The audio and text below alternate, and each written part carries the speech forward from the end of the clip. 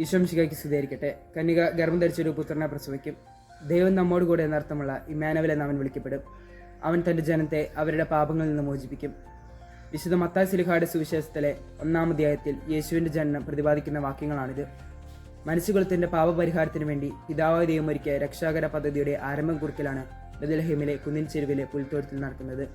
ബെത്ലഹേമിലെ കുന്നിൻ ചെരുവിൽ നിന്ന് ഗാഗുൽത്തയുടെ നെറുകയിലേക്കുള്ള യേശുക്രിസ്തുനാഥൻ്റെ ജീവിതയാത്രയാണ് മാനവകുലത്തിൻ്റെ രക്ഷയെ പരിണമിക്കുന്നത്. മനുഷ്യകുലത്തോടുള്ള പിതാവായ ദൈവത്തിൻ്റെ കരൾപ്പകത്തു നൽകുന്ന സ്നേഹത്തിൻ്റെ ഉദാഹരണമാണ് പുത്രനായ ദൈവത്തിൻ്റെ ഇമ്മാനുവേലായുള്ള ഈ ജനനം.